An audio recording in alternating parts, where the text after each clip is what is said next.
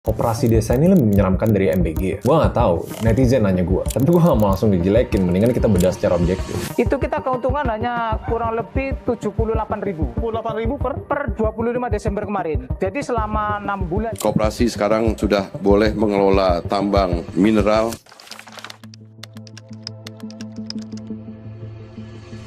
Gue mulai dari satu angka deh, Rp78.000.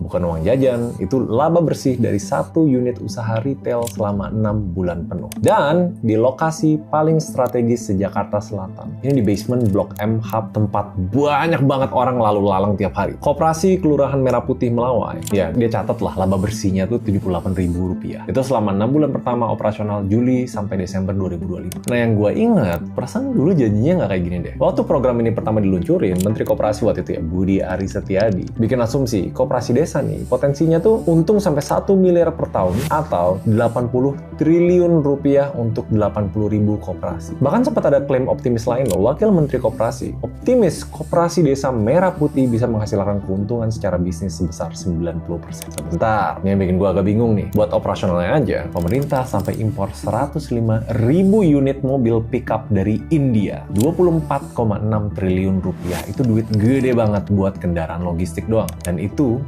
baru satu pos pengadaan. Belum termasuk gudang, gerai, modal usaha. Dan di tengah semua ini, tepatnya di 12 Juli 2026, Menteri Koperasi Ferry Juliantono bilang, koperasi sekarang sudah boleh mengelola tambang dan mineral. Koperasi sekarang sudah boleh mengelola tambang mineral. Dan koperasi kini juga diizinkan menggarap sumur minyak rakyat serta pabrik pengolahan CPO. Koperasi sekarang sudah boleh mengelola sumur minyak rakyat. Kami juga sekarang sudah mengelola dan mendirikan pabrik CPO. Jadi nih, unit usaha yang untungnya masih dihitung ribuan rupiah, sekarang dikasih kunci buat masuk ke bisnis yang biasanya cuma sanggup dipegang korporasi besar. Pertanyaannya, make sense nggak? Nah itu, makanya kita harus bedah pelan-pelan. Jangan langsung ngejelekin, kita bedah objektif dulu.